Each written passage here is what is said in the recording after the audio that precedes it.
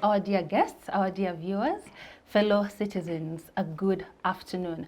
My name is Sharon Mukisa, your host for this particular episode. Today we shall be hosting the Inter-University Debate Show, and our topic centers around election violence, showing its ugly head in the campaigns ahead of 2026 general elections. We have guests from all over Uganda, honestly. We have guests from mighty institutions. First and foremost is Aber Agness Sheila from Uganda Christian University. We are very happy to have you here today. Okay, next we have Charles Neville from Cavendish University. We are very happy to host you today. Thank you. And next, certainly not least, is Synthia Lamaro from Makerere University. We are very happy to host you today. Thank you, Sharon. Okay, so diving into our topic today, looking at election violence, this is something that is not new to an average Ugandan, to a normal Ugandan. And in a study, CMI, conducted by Michelle University, they conducted a study that revealed 800 people that participated in this study. 95% of them said election violence is something normal, something to expect in campaigns or during the election process in Uganda. And 90% of them also revealed that they have experienced election violence. So today, as we tackle this topic, we want to understand what are the causes of election violence? Why, as a country, do we condone such acts? Why, as a country, can we not reform to move away and have a peaceful election? So as we dive into our conversation today, our first question would be to describe the current political climate in Uganda as we head towards the 2026 general election. And this goes to Lamaro. Okay, so I think when it comes to the conversation around political climate, obviously Uganda as a country runs what we call a multi-party system. That essentially means that as opposed to just the ruling party, as opposed to other countries that, let's say, just have the ruling party and the opposition, we have a lot of parties. What that then leads to is an oversaturation of ideologies, an oversaturation of ideas and just things that people want to front. And because of this, there's a need to note that most of Uganda's population is youth-led. And there's something that is very common among the youth, and that's like the passion within which they front their ideas. So when it comes to these particular things, with the oversaturation, that is why you see a lot of people going on the streets and running. Even when you just go to like social media platforms like X, people are going to stand behind their politicians, people are going to stand behind their parties because there are a lot of ideas that they're so passionate about and they want to front. The problem with this, though, is that when there is a lot of passion, there can also cause people to overreact. That's why you have a lot of demonstrations. That's why you have a lot of people calling out of these particular things. And the problem with that is that just people don't want to see civic disobedience. The government doesn't want to see disorganization within these particular things. That's why you see people being arrested. That's why you see police officers or army men arriving at rallies, because the political climate is just surrounded around like an oversaturation of ideas. There is a lot of political parties, there is a lot of passion that exists within the system, and yet there is little to no guidance that's offered on how to front those particular ideas, how to lead those particular sort of passions, how to turn those sort of ideologies in what we call policy, or how to basically guide policy change and guide a certain sort of like governance or a certain sort of system that you want to exist in the country. That's basically how I would like describe the political atmosphere. Thank you very much. Charles, are there any early indicators that are showing that there could be high levels of rising of election violence this time around as compared to the last elections? Thank you so much. I would start with my expectation. I think there won't be an increase or any issues of violence rising as compared to last year. And why am I saying this? Realize that when you look at the atmosphere like right now, yes, I know there are already violences that have, manifested already, realized. Actually, I was reading the Standard newspaper of yesterday, and then it was actually capturing a story of our head of state actually bragging about having 2 Kenyan citizens that are that is accusing them of trying to be more violent, and that they are working with the leader of opposition, that's Robert Chagulanyi. But we also realize there are other violences, but though if you compare to the previous years, the period that we are in, November, probably in 1 month to the elections, we don't see the equation, don't see the equal circumstances. But what I would say, why I'm actually saying that they won't be, because I realize that actually the government, or the ruling government, has been more tactful this time around. From the passing of the UPDF Amendment Act, that was May 28th. I think that's when the president assented to it. To other improvement and development that we're actually seeing, realize that actually the government or the ruling party or the ruling authority has taken preemptive measures to actually minimize what would lead to more violences. What am I meaning when I say this? Because if you realize that right now, if the government goes ahead to arrest the high-ranking members of the security details of the leader of opposition. Back then, we couldn't actually have this. The government could wait for people to riot under this leadership so that they arrest each and everyone, and that arrest actually was always wanton and erratic. But right now, realize that the government has taken a step before by arresting the likes of Eddie Mutwe. That means that by the time we shall reach December or January, we shall not be having more of Eddie Mutwe's and the stuff like that to fuel this sort of violence. So this indirectly will reduce the rate at which violence will be actuated basically by the police against the masses, because realize at the end of the day, violence comes in when there is a repulsion between the masses, and also and it comes in as a force against, or to stop, or rather to actually, to put a stop on this. Yeah. So I'm saying, why am I saying this? I'm looking at the government has been more tactful this time around.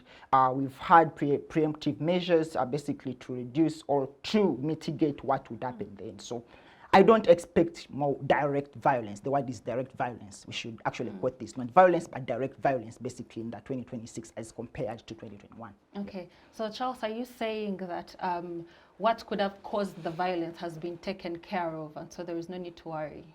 Probably. Okay, thank you very much. And coming to Sheila, I would like to understand from you, what do you think are the causes of election violence? Thank you very much. I think I would like to start from the point Cynthia talked about, the multi-party system. We have so many different ideologies and we don't know how to bring them forward. That could be one of the reasons why there is a lot of violence. And then also I would say the youth. We have so many youth in Uganda that are vibrant and energetic, and they don't know where to direct that energy. So they are looking for something to be passionate about. So maybe somebody could see a strike going on, and maybe they would see a procession and then they will follow it. That energy and that boredom could also lead to violence. And then I would also talk about the approach of the police. I think they could be more gentle in handling or taking down strikes that maybe could have not followed the procedure, because there is a procedure for peaceful protests as to our law. So I believe that the police can look for certain ways to calm down the crowd and maybe lead them into the right direction without shooting tear gas and causing that chaos. Yeah, I think that's what I would say about that. Okay, thank you very much. You have referred back to Cynthia's point, and I would like to ask something from you, Synthia. Talked about youth empowerment, having so many ideas out there, and so the youth have picked up interest. What do you think has been the role of the youth in promoting this election violence? Okay, firstly, I'll first respond to what Charles was having a conversation about, the preemptive measures that are taken by government. I do think that it's rather counterproductive, because he's talking about opposition members that have been arrested and that have been taken to jail as a preemptive measure to stop people from retaliating. But I think it's such things that cause people to retaliate, because you see how many people are behind Eddie Mutwe. You saw the X thread when he was posted on X, as like his head was trimmed off bald, and just sort of the retaliation that was like by the general public, by opposition members, even people from parties that he was not from, right? And how they retaliate. So I think that the preemptive measures that were taken were rather counterproductive. The role of the youth. Like I said, most of just generally, the population of Uganda is made out of youth, like a large majority, about 80%, if that's right anyways. Most of these particular youth constitute these particular political parties. When you look at parties like NUP, when you look at parties like DP, FDC, Alliance for National Transformation, there are a lot of all these particular parties that constitute this youth. And these are the very people that are very passionate about these particular ideas.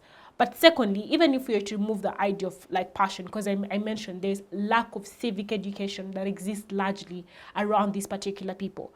Even if they are passionate, it is also very easy for people who just want to cause violence to go and rally up a lot of youth. There's been an NBS report that was made about these particular things and how you just, like, people are just going to be paid and to go on the street. So the thing is, the individuals or the people that acknowledge the existence of this particular youth, they acknowledge the passion that exists in this particular youth, and they actively use them to cause riots and to cause protests. Why? There is large youth unemployment. There is lack of civic or like engagement. Like she said, there is a lot of people looking for what to be passionate about. So if I come and give you something and say, go on the street, we're writing for this particular cause, I give you a red shirt, a green beret, anything else, and like push you. We think that actively it's very hard for you to go and see an old man on the street rioting. It's very hard for you to go and see these particular people. But majority of the people that are rioting on the streets are young people. So it's the young people that we see actively engaging in this electoral violence, save for the very few cases, like he said, of the other people being arrested, like we've seen Kizza Besigye being arrested and all those particular, save for those particular people. When you're looking at things like electoral violence, most of them are young people. And that's like a fact I can stand behind. So they're the ones that are actively carrying out these particular things, or they're the ones that are actively being affected by these particular things. Yes. Okay. Thank you very much, Synthia. And I'd like to understand from Charles, what do you think is the role of the institutions such as the police and also the Electoral Commission? What is the role of the police? Is it partial? Is it impartial in ensuring that we have a peaceful election? Because like you mentioned, that there are certain people that have arrested, but have they arrested them for the genuine causes? Have they arrested them for genuine reasons? First and foremost, I think I would love to first put this absurd statement that our institutions have failed to execute their roles according to how the Constitution mandates them. Specifically, Chapter 13 of the Constitution creates the Uganda Police Force and mandates it with roles are basically security, preservation, and protection of civilians.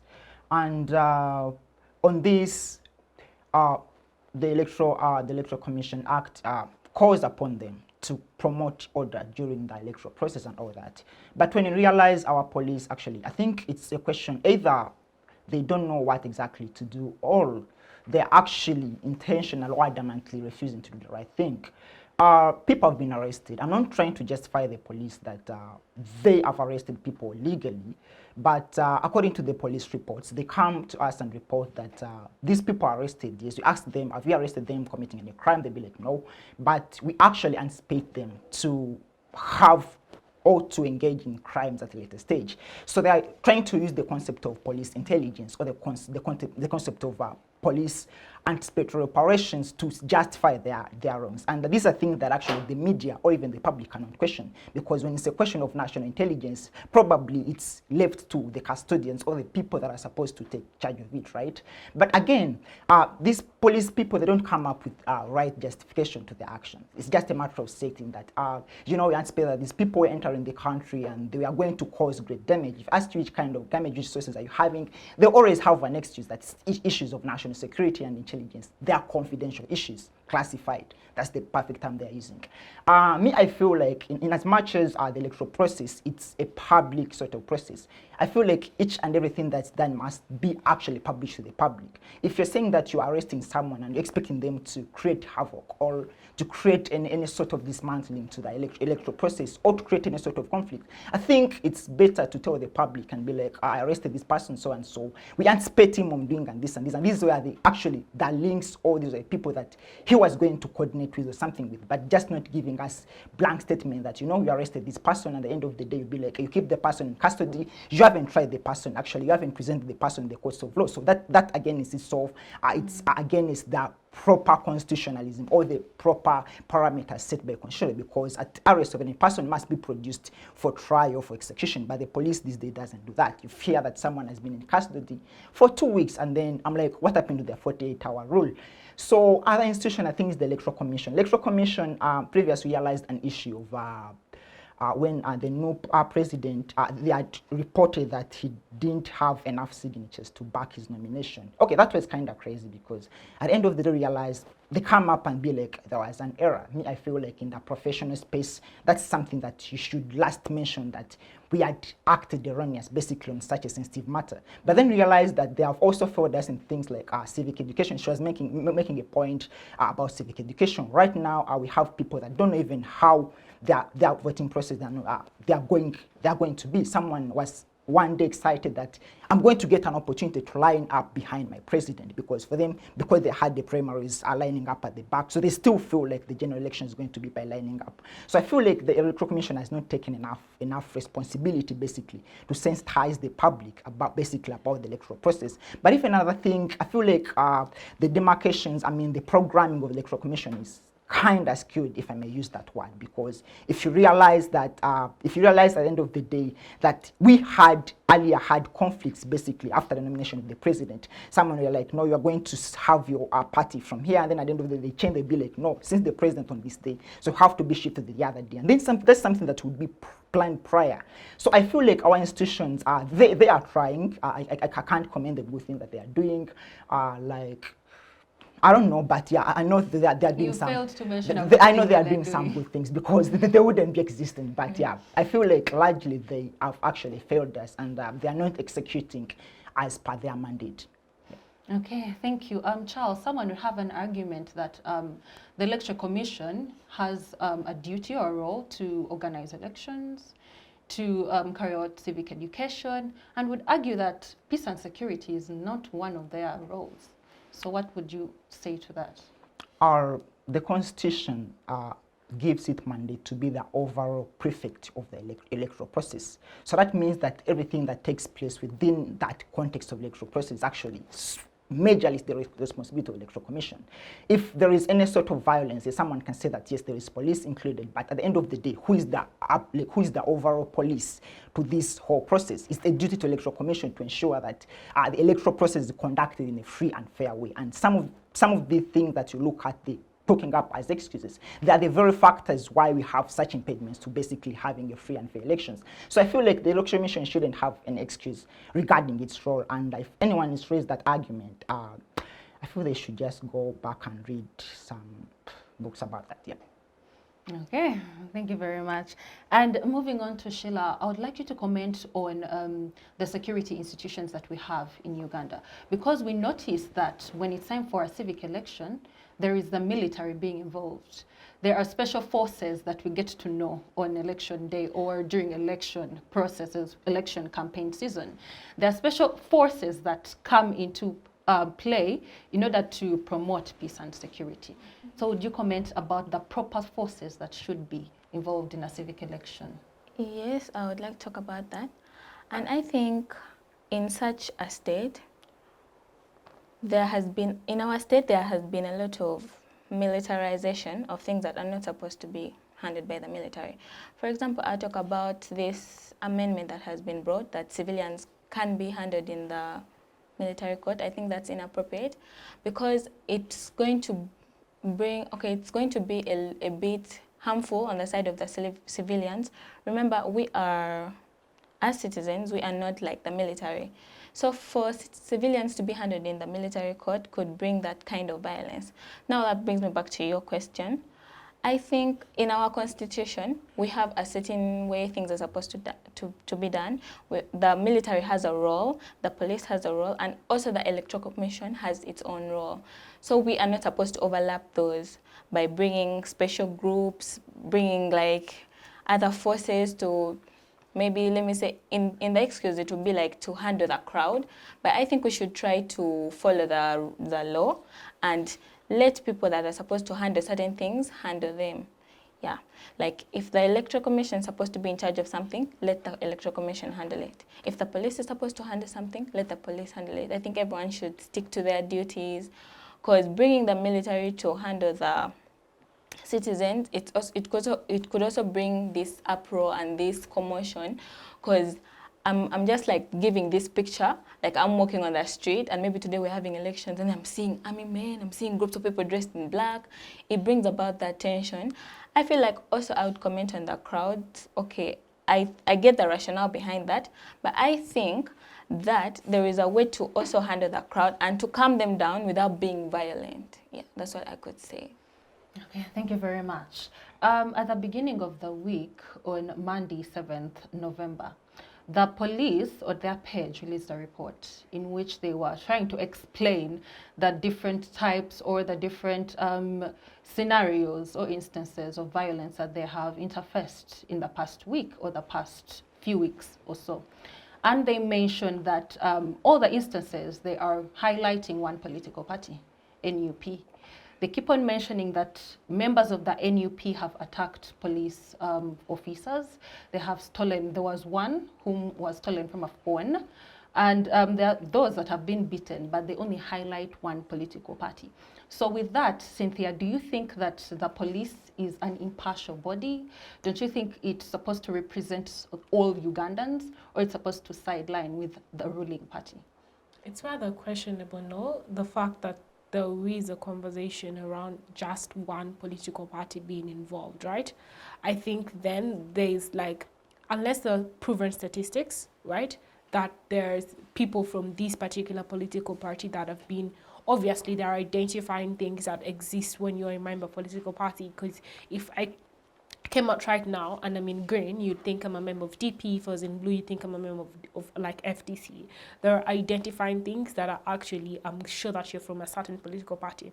But secondly, even without those particular things, there are a lot of individuals that have been very vocal about their political parties and the values and views that they do support. So if there are facts that have backed up these particular things, I think then there is no question around this. But then secondly, there is a need to understand that when you Synthia, do you think that there are political parties that stand for violence? I was getting to that. There is a need to understand that it's hard to have an identifying factor that this particular person actually belongs to this particular political party just by virtue of the fact that they're wearing a certain color, right? Like I said earlier on, it's very easy for you to go and prompt these particular people to do these particular things and incite this sort of violence, right? Regardless of your political party. I think then there needs to be a question around the facts or the basis within which they're determining these things, and they're saying that, oh, members of NUP are attacking the police forces, members of NUP are doing these particular things. And to the second question, I think it would just be rather ridiculous for a political party that wants to rule a country to be standing for violence. I don't think because they release presidential manifestos sometimes back, I don't think within those particular manifestos there was something about supporting violence and those particular things. I don't think it's a notion, I don't think it's a value that exists within any political party, and it would just be something out of the ordinary for them to stand for violence, because there's a social contract theory says we cede off our right to the state, right? Rights like security and all that for them to provide for us by virtue of the fact that we vote for those people in leadership, right? The extent to which then you compromise these particular things by standing for violence, just then I think just annihilates your reason for existence as a political party.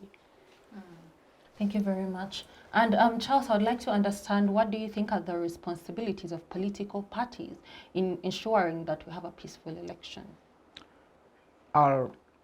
First and foremost, I would say one thing: participation, because I feel that's the core duty or responsibility of a political party, presenting yourself to appear on that ballot paper, or to present yourself to grant citizens an opportunity to choose their leader. But even secondly, political parties are mandated with a duty to sensitize their masses. One, about the electoral processes, but even secondly, to sensitize them about conduct. So if you're having issues like, let me take an example, one political party being reported of masterminding violence or actuating violence during the electoral process, I think that's the question that goes back to the political party. Are they doing enough to sensitize these people of how to rightfully or constitutionally conduct themselves? Or did constitutionalism change a fashion that the person who conducts themselves with more violence is the person that is actually more constitutional than the other? So that's the question that goes back to political party. But even another thing is that political party are meant to instill discipline. This relates more to the first point that I made. Discipline among their leaders, discipline among their members, subordinates, and others. So I feel like those are the major roles of political parties basically in the elections. Others, okay, provided by various statutes, but those are the major ones. So that goes back to the question now: are political parties doing enough? Because it shouldn't always be a blame against government that the government has done this, the government has done this. But at the end of the day, realize that are we also taking our responsibility? Are we telling our masses that actually throwing a stone at that particular security personnel, or throwing something, or throwing a tear gas can back, is it something that's rightfully to be done basically in this period? Yeah, thank you. Okay, thank you very much. And having talked about the political parties, we would understand that we have other stakeholders, such as civil society. So from Agnes, I would like to understand, what do you think is the role of civil societies in ensuring that we have a peaceful election? Okay, I'd first like to give maybe a small description of civil societies. These are like maybe bodies or groups independent of the government. So they could be NGOs, cultural groups, and I think they play a crucial role in educating the mass. For example, we could engage in talks like we're doing right now and involve the youth and educate them about violence. And then also we could have maybe sanctions.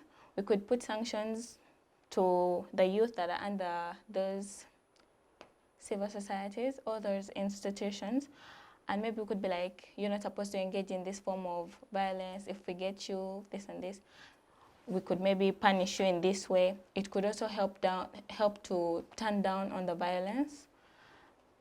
Maybe another thing is education.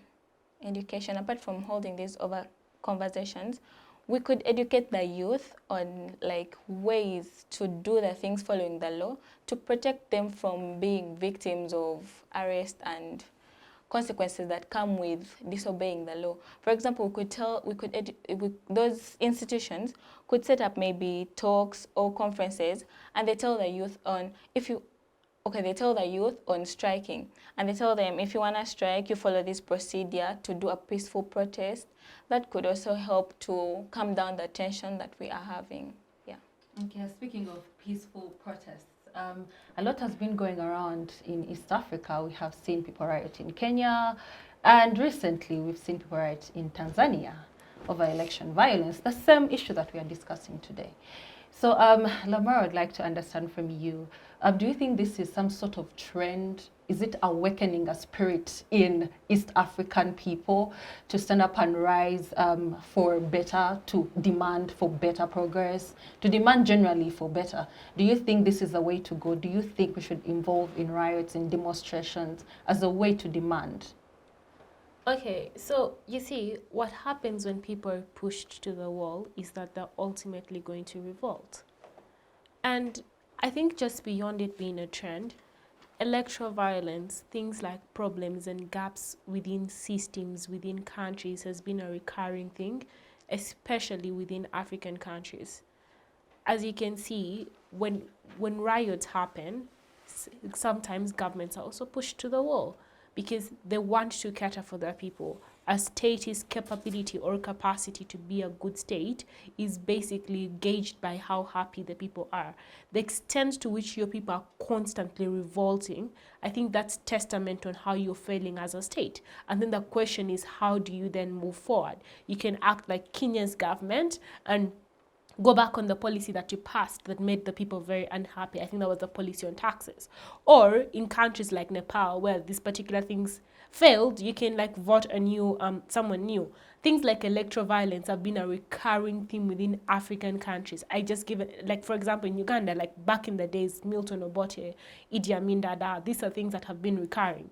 The extent to which people have voiced out their opinions about these particular things is unmeasurable. There have been books that have been written. There are a lot of policy activists. There are a lot of civil society organizations that exist within the country that have been speaking about these things from like time immemorial. The extent to which there's then been an actualization of that change that people want is actually questionable. So because of this, I do think the youth can can like have peaceful demonstrations like she was talking about. They can revolt like they're talking about. Because when you're pushed to a wall, there needs to be an understanding of the nature of agency that exists. Sometimes it's just like social media activism. And what happens when you use other avenues of activism is that you have what we call slacktivism. That means that people go and just like post hashtags. There's just a lot of trends, but there is no actualization of these particular things. The extent to which you then show your agency as a state or as a youth that belongs to a certain particular group of countries or like a group of people is then how you interact like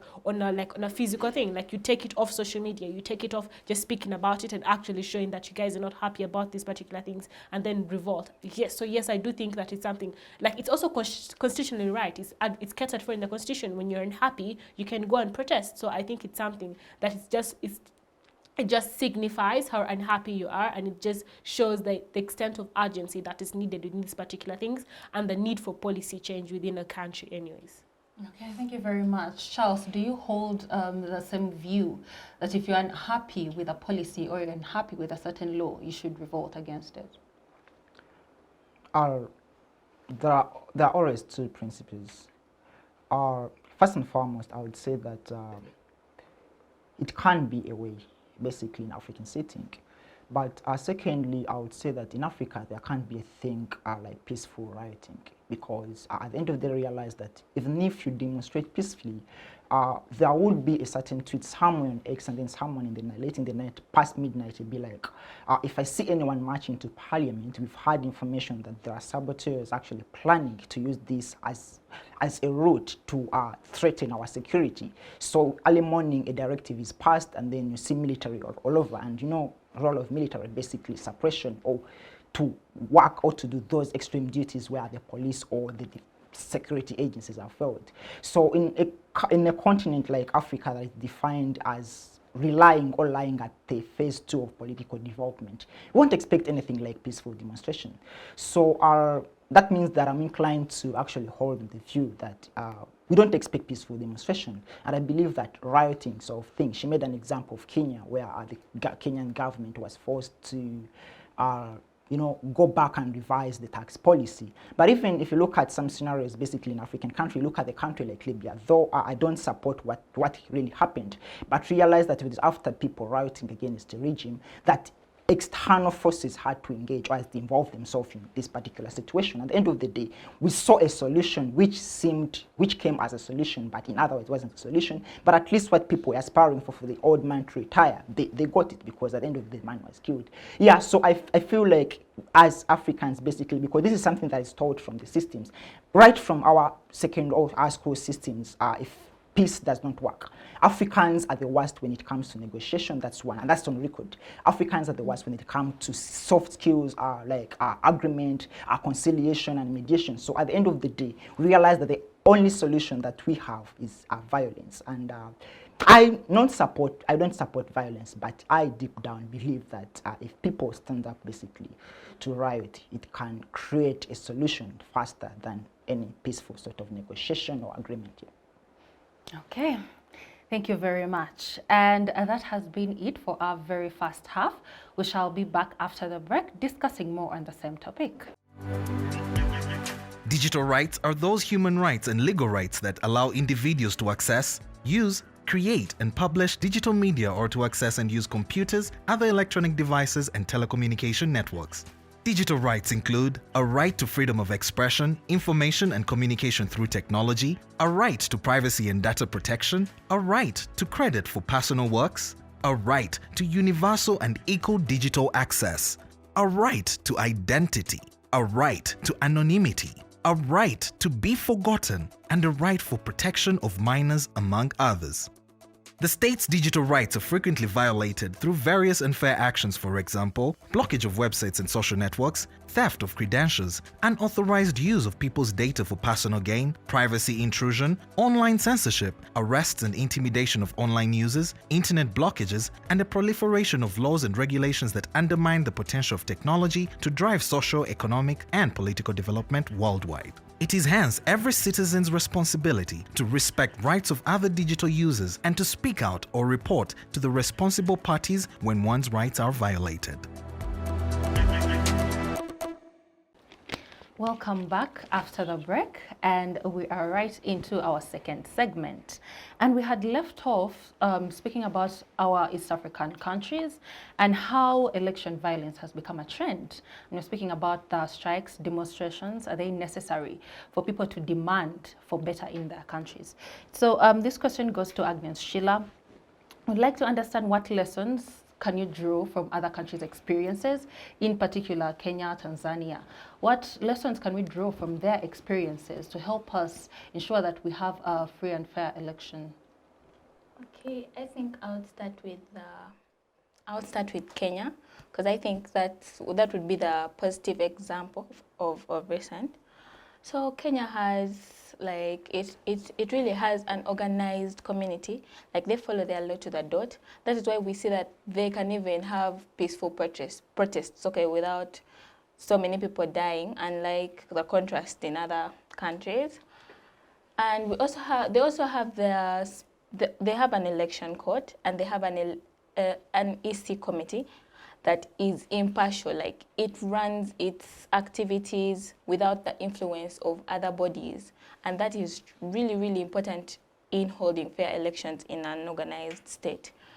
And then I would also talk about their police. It's also impartial, like it practices its duties like without the interference of other bodies, as far as I know. Maybe there could be some inconsistencies I'm not aware about, but that's what I could pick from Kenya. And then from Tanzania, of recent, and following the current affairs, I don't think we have much to pick from them, because I saw of recent, a lady is almost being hanged for making a TikTok. So that is kind of showing that they don't have that freedom and that policy that we could really emulate. I think as Uganda, maybe we could emulate more from Kenya. Yeah, that's what I would like to say. Okay, thank you. Cynthia, is there something you would like to add on the lessons that we learned from our fellow East African countries? It's African countries. East African countries. Okay. Okay, I think the reason I'm smiling is because I think we're in the same bracket.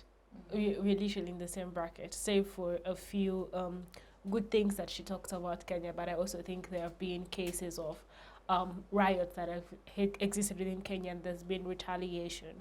Rwanda has had the same president since independence. So like I think we are pretty much in the same boat. Though I do think because there is an East African community, there can be a united front towards like policies and like change of things, right? Because there's a recurring trend within East African countries, say for Kenya, of politicians staying in power for too long.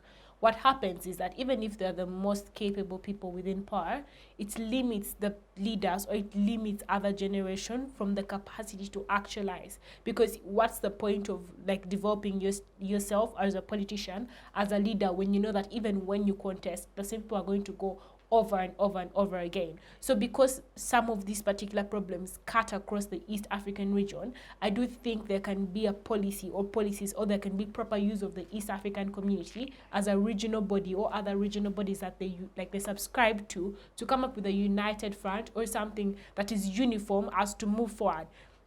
Because if this is the same body that can decide to send troops to South Sudan, this is the same body that can decide on the problems that are affecting DRC Congo. This is the same body that can decide on whether countries like Somalia should join the regional body. The extent to which they're able to make decisions that are on an international scope, that means that they can also make decisions that exist within this, like to actualize them as a country. The East African community has people from different countries. It has like representatives from all these particular countries. So there is an understanding of the problems that exist within those particular countries, right? So I think that the problems, the lessons that we can learn from each other are minimal, because we suffer the same thing. We suffer the same disease of like bad governance anyways.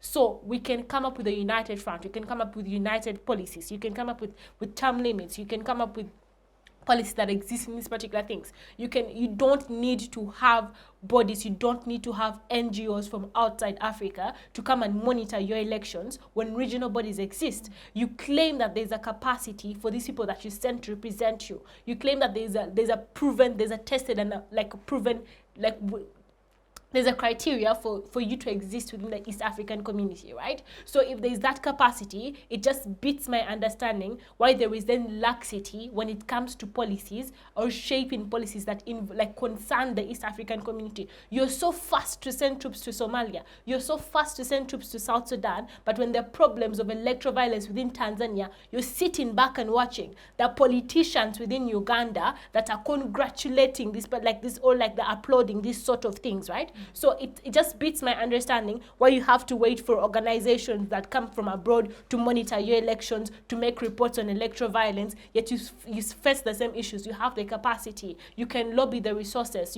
we've seen money being spent or like sent out of these particular bodies in and of itself. So I think there needs to be an upfront, there needs to be an actualization of those bodies, there needs to put them to use beyond the economic benefits. They need to be put to use beyond sending troops to other countries, beyond caring about what is in other people's backyards when you've not solved problems in your own countries. So I don't think we can learn anything from each other. I think we face the same problem and we need to find the same cure for the same problem that you're all facing. Okay. Thank you very much. Charles, do you think there is anything we learn, or you stand the same ground with Synthia? She actually seemed to have said it all. Probably our geography, or the geography shared in common, dictates our behavior, basically, when it comes to matters of democracy. Kenya back then could actually have something to learn about, basically, before this man actually learned some tricks. I think he learned from the colleagues, I don't know. But yeah, Kenya used to have, because I realized the previous, the election before Kenya realized that judiciary coming in to take its mandate and overturn the elections. But even at this, yes, even if at the last time there was actually again the same compromise, but at least realized that this judiciary, for the first time in Kenya, basically acted independently when it comes to matters of elections. But again, we realized that actually this was something like a scarecrow, or something like to blind our eyes, because at the end of the day, we realized that very compromise that existed in the first election appeared, and no one petition at the end of the day. Still, the same man was actually, nominated, and the same man was actually confirmed as the president. So I feel like, in as much as we bringing out the topic of learning from our friends, I believe that we actually have everything in common. However much I think Kenya took it personal, or they took a step, they know how to brand themselves. That's what I can say. Basically, Kenya knows how to brand institutions, coming from the naming of the institution. Here it's just plain the Electoral Commission. Here they say the Independent Electoral Body of Kenya. So realize the difference, that these people actually master the art of branding. But even we look how they handle their foreign affairs and how they respond to foreign communities. We have someone in Uganda who, there will be a comment from abroad, and then they are advising him on how basically to run elections, or they're making a report of how he was violating people's rights during the electoral process. This person will just speak one word, that this is my home, you can't give me instructions in my own home. But realize that Kenya actually takes a further step to act like, or pretend like it's learning from other countries, but actually even sign agreements, even have peace talks and talks after that period of of compromise of the electoral processes. So I think Kenya just took it at a later stage, basically, when it comes to branding. Tanzania, in Sophia, it had some bit of good leadership, but right now realize that actually the situation is worse. People always say that ladies are non-violent. Okay, I feel like hormonobiology tries to prove that, but the lady in Tanzania has actually proved the contrary, because she's actually proven to be more violent than the mister that you're having here. So broadly, I would say that we're in the same region. We share on the same organization sort of space, and the plate that you're eating from seems to be the same. So there is nothing completely to learn about from our neighbors. Me personally, I wouldn't learn from Kenya or Tanzania. Okay, thank you. I think we would not go without mentioning and highlighting what you just stated. You stated something about the president of Tanzania being a lady and being more violent. Since there are women on the panel, I would like them to address what they think about that, because oftentimes, this actually is a question, whether you think at times male counterparts or male leaders are judged less harshly rather than female leaders? Because when a female leader is up there in a top spot, top position, is she judged more harshly than male counterparts? Synthia, would you like to answer that? Yes, please, with all due respect. I think that yes, there is a certain level of standard, there's a certain level of expectations that it's put upon these particular women by virtue of the fact that you're of the female gender. They think that you can't act a certain way, you can't do certain things. But you see, I'll just take you back to narratives and norms exist within societies, and most of them are just informed by bias.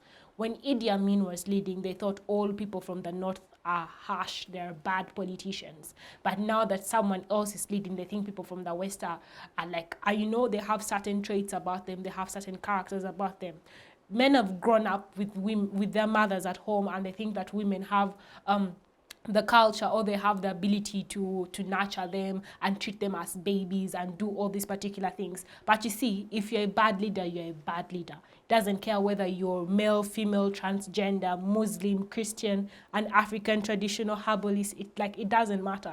So I think the focus on someone as a woman, as a leader, drives you away from the problems at hand. For example, I'll just give an example. You get a road accident at night, and the conversation is not about whether someone was observing the traffic rules, but why you are moving at night. I think there should be less focus on whether someone is a woman or man, but actually hold them to the same level of accountability and the same level of processes that exist. Systemic failures exist in governments, regardless of who is the president. There are conversations around Theresa May in the UK when she was a female prime minister, but there's also going to be a conversation around Boris Johnson and Sunak and whoever is the prime minister. So I think countries like that have evolved from looking at leaders from their genders.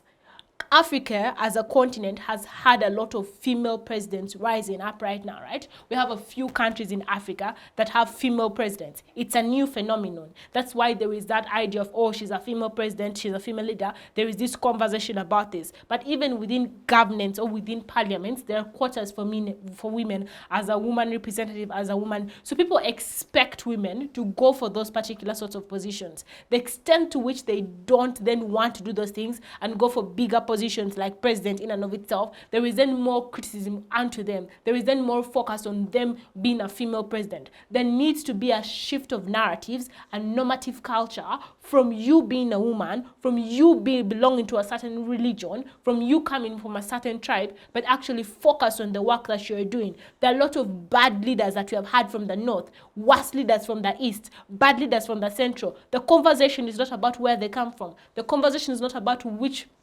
political ideologies they subscribe to. The very good politicians from DP, the very good people who speak and you hear their manifestos from FDC, very clear people with clear policies and clear directions from NRM. So there needs to be a focus or less focus on the grouping of these people as to where they come from, as to what they do or what they stand for, and an actual focus on their work. If there's corruption within a country, there needs to be less focus on the leader, but more focus on the systemic failures that allow this particular person to be corrupt, that allow this particular person to go away with certain things regardless of who they are. So I think that female leaders or female presidents are a new phenomenon in Africa, but that should not be the focus. Okay, thank you very much. We had to address that because, I mean, there are ladies on the panel. I wanted to hear their view on that. However, that is not our topic of the day. So drawing back to our topic, this question goes to Agnes. What do you think are the structural reforms that are needed to address the recurring cycle of electoral violence in Uganda? Okay. Thank you very much. I think, first of all, to begin with, in our country, we have laws on paper, but when it comes to implementing them, we're not really good at that. For example, now we have the rule of law, the executive body, the judiciary, and the, what's that one? Legislature. Yeah, but they're all supposed to be independent. But in previous occurrences, there have been examples, like there have been instances of people being arrested even after them being granted bail, you know. So to begin with the reforms, I would think maybe let's first begin with the impartiality of the Electoral Commission. if we are saying that the EC is impartial, we are not expecting other bodies or other arms to come in to interrupt in their activities. They're supposed to have a clear way. And also, maybe, let me say, they're supposed to be transparent. The way they run their things is supposed to be transparent to the people, that we see that this is the timeline, the EC has released this, and we are supposed to be able to follow it. And also, I would say we could talk about the impartiality of the police. Yes, there has been politicization of the police, that you see that they are aggressive towards some political parties. Like maybe there is an event here of a certain political party, and before it even starts, it has been dismantled. So I think we should try to not politicize our, maybe our institutions, and try to leave the roles where they're supposed to be. We have a constitution that we are supposed to follow. Let's follow them to the dot and not only leave them on paper. That's what I would say. And what else could I add to that? Reforms.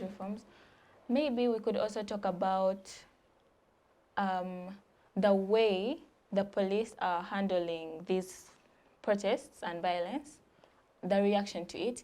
We could take a human approach to it, a human rights approach to it.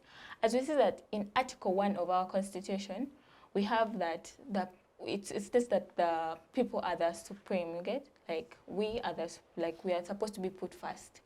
So even in trying to implement the laws and to keep check of security, we are supposed to put in mind the citizens, using methods that are humane, calm, and like we don't want to be seeing things on the news of people like women being handcuffed, women being groped. It's really not something that we should be seeing as a country. So I think that's one of the reforms that could be made to help us calm down and bring down the violence that we have during elections. And maybe also we could have, I don't know if this is a reform, but we could have education. Some citizens do not know, like he said, some citizens do not know up to now the way elections are carried out. So maybe someone would go on a ballot paper and maybe tick where they're not supposed to tick, or maybe tick and cross. And then when they see the results are not like, I voted for this one, yet they don't know how to vote. They don't know that the vote that they made is invalid. So for us to avoid violence, we should have education. Because if you are seeing a certain result that maybe you're not familiar with, maybe they've elected someone that you didn't expect, but you are educated, there will not be violence. You will not react violently because you know that maybe there could be a difference in a certain district. There could be a reason why this person didn't go through, because you're educated and you have now the capacity to digest that information. So education is something that it's one of the reforms that we can make to ensure that violence is not increasing during elections. Okay, thank you very much. And Charles, I'd like to ask, what does a truly peaceful election look like to you? First and foremost, I would say peaceful election. One is that allows participation of everyone. That's my point. Because our objective, number 2 of national objective and directive principles of state policy, it clearly states that every person has an obligation, an objective to participate in governance of their state. But even secondly, a free and fair election should actually reflect anticipation of a free and fair result, basically, from the bodies that are levied with the duty to be custodians of this entire process. Let me give an example in Uganda. If people are still holding this narrative that whatever the results are, they're already declared, that whoever will vote is not the one that is declared. In Uganda, they say Awangula si Afuga, things like that. These things show that they lost already trust in the electoral body. I mean, electoral commission is not looked at as a body that can be trusted by people. But even secondly, having reforms that are actually looking up to a free and fair elections. I will talk about one of them important things up right now is the monetization of the electoral process. Basically, if you look if you look at our our political landscape, realize that the electoral process has become a showbiz or a theater where people come to show off money, people come to splash money. It's like a casino right now, if I may use a proper word.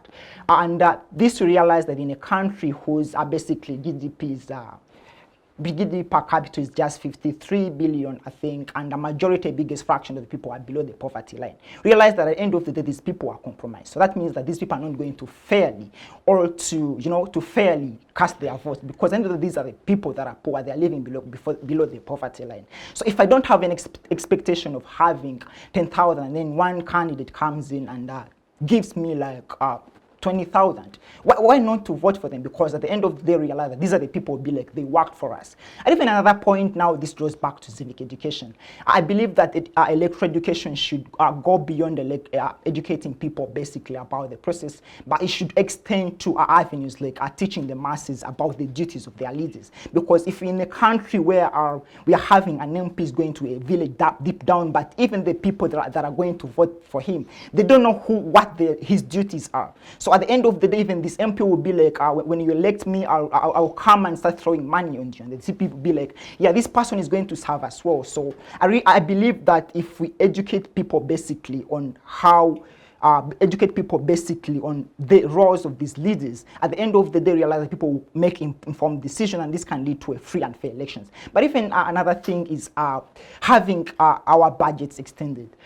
Recently, if you realize, the Electoral Commission chairman previously was actually lamenting, he was crying that they are short of funds. The budget that was allocated is 867 million, but apparently the government only gave them around 633. So on top of the budget being limited for them to take on the electoral process, realize they don't have money, because even what's given, it's not actually what was speculated or what was stipulated in the budget. So at the end of the day, realize that these people are also going to work under need, or they're going to work under inadequacy. So this itself can actually compromise the process. But even secondly, another point, a free and fair elections, to me it looks, it means an electoral process where each and every individual has done their duty or their mandate rightfully. Basically, if you look at the Ugandan context, we don't have separation of powers. That is a principle that actually even people in government, they don't understand about. I'm sorry to say this, but it's not that I sometimes really feel like we want to do the right thing, but we don't know how to do the right thing. If you have someone in the judiciary, or someone in the, sorry for judiciary, but someone in the legislature, when they don't know how to define how the principle operates. Previously, I was watching a certain interview. They were interviewing one of the people that was aspiring to go for member of parliament seat. And then the question that was fronted to him was like, what do you understand by principles of rule of law and separation of powers? The man boldly answered that rule of law means having a leader that's elected to rule. I mean, that was kind of true, but it's a very narrow of a compartment. But again, when it came to separation of powers, didn't have anything to say. So at the end of the day, our people in China don't understand these principles. So if we don't actually have demarcations, we don't actually have these bodies operated, or these bodies aligned to execute their duties or their mandate in a rightful manner, we won't have a free and fair elections. But even the last point is about security. I realize that we are having very many security agencies right now. I think the agencies are more than what we need. They are more than necessary. You be here thinking about one agency, and then tomorrow another one erupts to be like, this is called JAW, whatever it is. Yep. So we are having more security agencies, but at the end of the day, these are not sensitized. So they are not they're not doing what they are supposed to do. Some of them are not even constitutionally established, because if somebody to ask certain particular agent that's more responsible for abducting people and doing all those atrocities that they are doing, pulling up people's name, will be like, is this constitutionally provided anywhere, or is there any specific statute or any specific provision that actually provides for this agency? They'll be like, these are matters of national security, they are matters of intelligence, so they are supposed to be classified. So I feel like those are the problems that we're having. So in order to have a free and fair elections, we have really a lot to do. We have a very big burden, and I'm sorry to say, but I don't think actually people in authority are ready to take on this because they seem so complacent, they seem so contented with what's happening. But yeah, that's how I would define a free and fair election. Okay, thank you very much. And Synthia, do you think that Ugandans are prepared for 2026 general election? I mean, you can never be fully prepared for an election.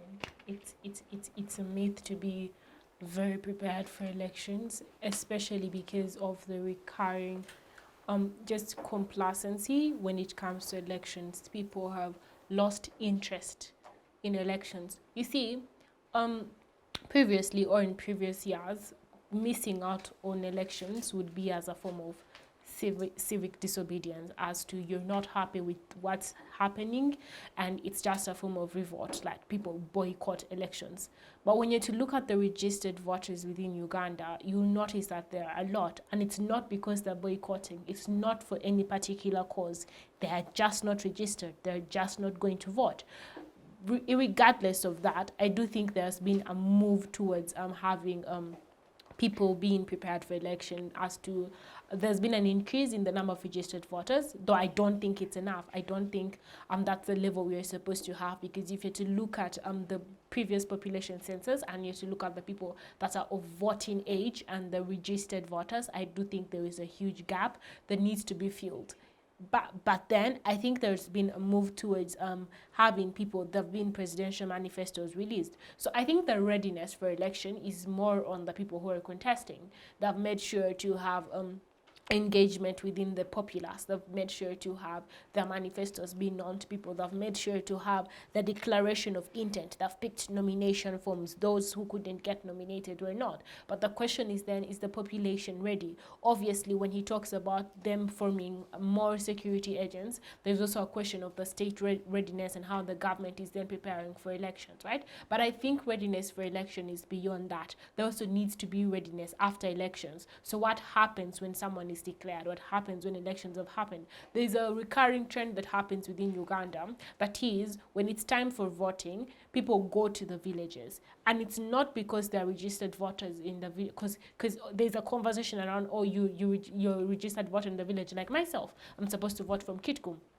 right? But most people go to the villages in anticipation of the violence, right? So if there's going to be that migration to the villages because there's an anticipation of violence within urban areas, there's then a question of readiness to make sure that that sort of violence doesn't erupt, to make sure that people are safe enough to stay within the suburbs of Kampala, to stay within the town areas, to make sure that people are comfortable enough to stay and actually accept the results that have been. There's also a question on, like, because there's been an introduction of like the biometric system within elections, right? But you still have manual counting of like ballots within the polling stations, right? So there is a question of what happens when those particular activities are happening, because that's where most of the violence happens. That's where most of the retaliation happens, right? I still think there could be a lot of work done as to incorporating technology within electoral processes. That is to say, how votes are tallied, how votes are counted. What this does,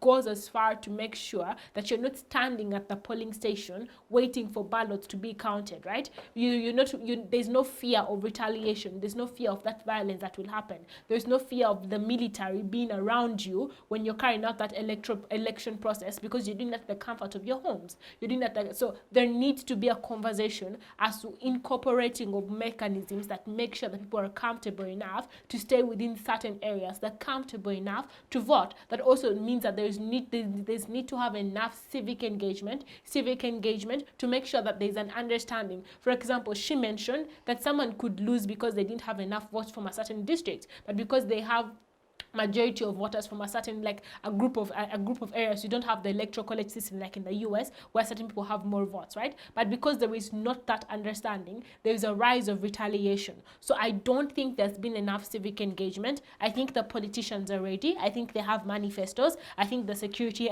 arms are ready to control the elections or to make sure that there's certain sense of peace. But I don't think that there's enough readiness within the populace. I don't think enough people are registered voters. I don't think people are comfortable enough to stay within Kampala when elections are happening. I don't think people are comfortable enough to trust the balloting system as to, like, polling agents are not cheating, because there's been a lot of that conversation. So it's sort of like a 50-50 thing as to who is ready and who is not. I do think there's an amount of readiness. If it's enough, it's something that you're going to determine next year on January 12th. So I think it's a conversation we can now gauge like what happens then. But I still think there needs to be a conversation around safety, conversation around civic engagement, a conversation around the use of biometrics and technology, so that there is enough trust within the systems that exist within the country. Okay. Thank you very much. I would pose the question to you as well. Do you think Ugandans are ready? So Lamaro has shared with us her perspective on whether Ugandans are ready. It's a 50-50 chance. And what do you think down in the comment section below? So that has been our show today. We'd have our closing remarks from our guests, starting with Agness Sheila. What do you have for our viewers? Thank you very much. I think I'll start with saying that if we want to make change as a whole, it starts from you as a person. So I'll tell you to look within. Are you educated enough? Are you following the laws to the dot? Are you doing what is necessary to ensure that we are not having violence in our country? Yeah, so I would like to say that if we want change, it doesn't start from people coming to tell you on talk shows, people coming to talk to you, and then it's like going like this. So I think if we need to make change, as a conclusion, in conclusion, what I would say, it begins from deep within all of us, individually. Do you have the passion to make the change? Do you have the passion to see the country do better? Do you have the passion to see your neighbor do better? Because if I have that passion, then I could maybe make a difference to the person that's next to me, to the people around me, and that as a result will cause a change, and maybe one day we would reach that, we would achieve that goal that we all desire. Yeah. Okay, thank you very much. And Charles Neville, your closing remarks to our viewers. I would start with the public, among our viewers, the voters. Please, voting is your right, and you're supposed to exercise it. Don't plan to run out of the city as much as you're expecting some bit of unrest around, but don't run out of the city, it's your right. Secondly, I would say that educate yourselves, because at the end of the day, realize that our bodies are negligent. Our bodies, they won't take on the duty to educate us about our rights, how the process is, and what's good for us. So don't wait for anyone to educate yourself. Start with people around you. Ask around, ask your neighbor, what's the role of the MP? What's the role of that district chairman? What's the role of that road councillor, or something like that? Because at the end of the day, when these people come to lie you, you have the truth at the bottom of your heart. But even another thing is elections don't end at the polling day. The decision that you make determines the future. Actually, it doesn't determine your own future. It determines the future of your children, of your children, of your children. Recently, I was following a documentary about the 5 men that built the United States of America. Realized that these 5 men, they built America 200 years ago, but the legacy is still flowing, and those are the pillars that America is thriving on. That's why it manages to be the dominant. So the decision that you're making now, they are determinants for the livelihood or for the status of that generations to come after you. But to the people in power, those that are contesting, please educate yourself. We're tired of having leaders that really give us international, national, and regional embarrassments, basically, when they don't know what they're supposed to do. They're not equipped, they are not informed. Educate yourself, and I always advise leaders that in a time like this, there is still a room. If you feel like you're not ready, you're not prepared to execute, you can still withdraw. Back out. Because at the end of the day, this is you determining also the fate of your children. But even to the biggest authorities or to the bodies, plan to have things done in the right way. If you know that you had plans of making things go right, there is still time to put things right. There's still time to act constitutionally. There's still time to act within your mandates. And most importantly, let's have the transition plans planned. If you have any transitional plan that is not in the interest of the favors the public, it's better to correct it now, because it doesn't end with you. It ends with actually generations after you. You can't tell tomorrow. You can't tell the day after tomorrow. So that's my closing advice basically to the public. You go and vote. Educate yourselves. know your rights, know your duties, know what you're supposed to do, and prepare for days after elections, because it's the election that sets you to a decision or the fruits of the decision that you have made in 2026, January and February.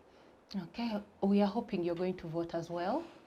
Yeah, I'm a registered voter, and I'm also excited. I was actually contemplating about whether I should run back to Makerere, but when she made a point, yeah, I'm staying. I'm going away. Okay, we are definitely not running back to our villages. And Synthia, your closing remarks to our viewers. Okay, I'm just going to pick a leaf slightly from him. It's your democratic right to vote. The young people, it's your right to interrogate policies that exist within society, because these policies mostly affect us.